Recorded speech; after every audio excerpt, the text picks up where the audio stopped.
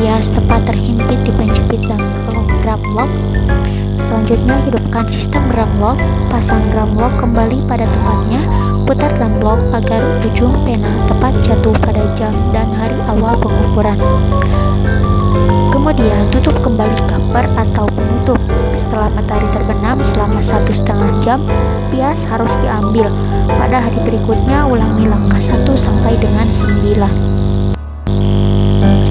Yang selanjutnya ada anemometer. Fungsi alat ini sebagai pencatat arah dan kecepatan angin sesaat. Satuannya yaitu knot. 1 knot sama dengan 1,8 km per jam. Nah, yang dimaksud dari arah angin itu adalah arah dari mana angin berhembus.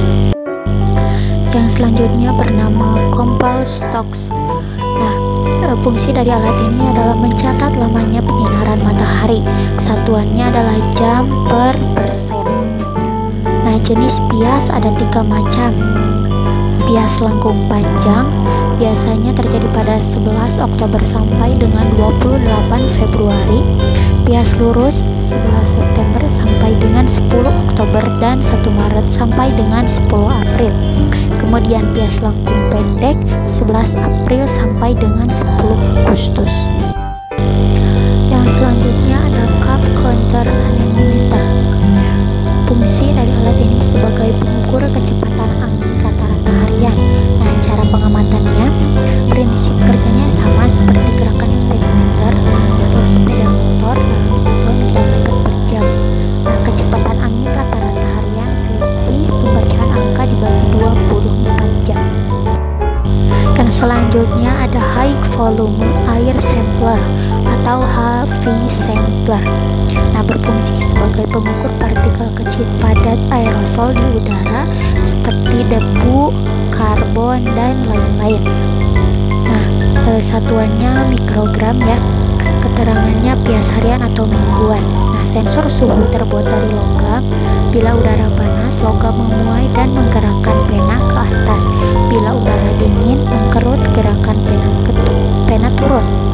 Nah, sensor kelembaban udara terbuat dari rambut manusia. Bila udara basah, rambut memanjang, dan bila udara kering, rambut memendek.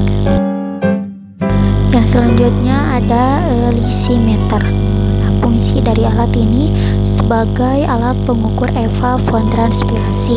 Cara pengamatannya, sedot air perkolasi dan diukur. Jika sebelum pengamatan ada hujan lebih besar atau sama dengan 10 mm, lysimeter tidak perlu disiram. Nah, jika hujan 5-10 mm, siram lysimeter dengan air 5 liter. Yang selanjutnya adalah panci penguapan atau oven pan evaporimeter. Alat ini berfungsi sebagai pengukur penguapan air langsung dengan satuan milimeter. Nah, pengukuran jumlah evaporasi dilaksanakan 1 kali setiap hari pada jam 7 waktu setempat. Yang selanjutnya ada penakar hujan otomatis atau helmet. Nah, berfungsi sebagai pencatat intensitas curah hujan atau tingkat kelebatannya. Nah, cara pengamatannya, jika terjadi hujan, air masuk ke corong. Kemudian air mengalir ke tabung pelampung melalui selang dan mengangkat pelampung. Pena yang terhubung ke pelampung merekam data ke kertas pias. Nah, kemudian kertas pias berputar seirama dengan gerakan clock drum. Jika jumlah hujan yang tertampung mencapai 10 mm, maka air tersebut tumpah melalui pipa Hevel dan meresep pena ke posisi 0. Demikian proses ini terjadi secara berulang. Yang selanjutnya ada penakar hujan atau observasi. Nah, fungsinya pengukur curah hujan. Cara pengamatannya, buka gembok pada keran penakar hujan observasi, kemudian letakkan gelas penakar di bawah corong atau keran, kemudian buka keran pelan-pelan, tunggu sampai air di bak penampung habis. Baca jumlah air hujan yang tertampung di gelas ukur dan catat hasilnya.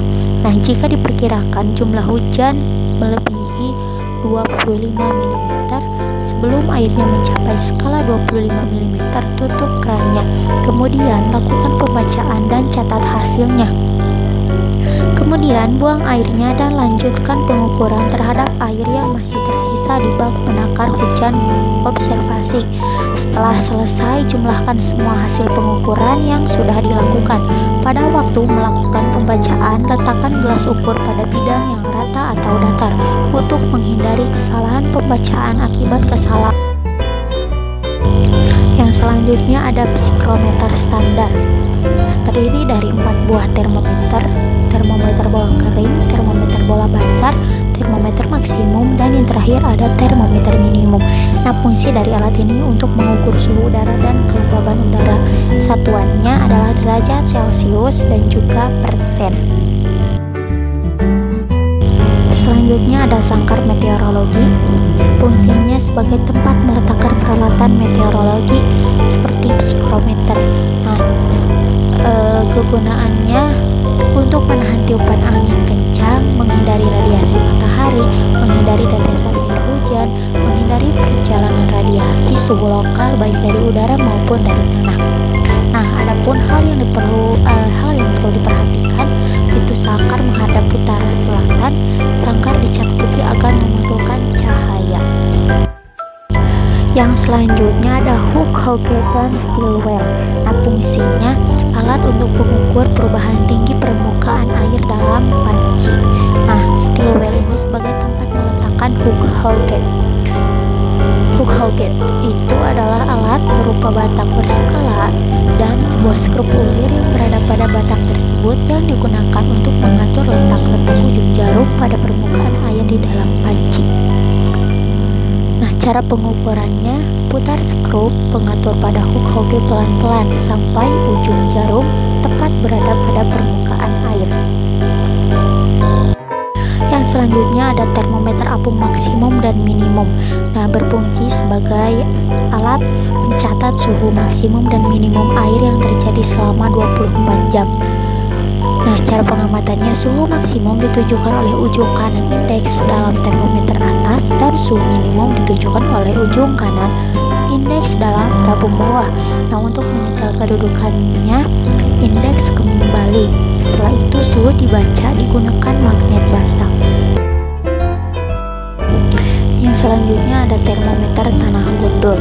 Seperti yang dapat dilihat, termometer ini seperti menancap di tanah ya.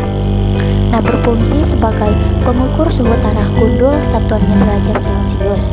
Nah, benda kuning pada termometer 50 cm dan 100 cm adalah parafin yang berfungsi agar ketika alat tersebut dibaca maka suhu tidak berubah.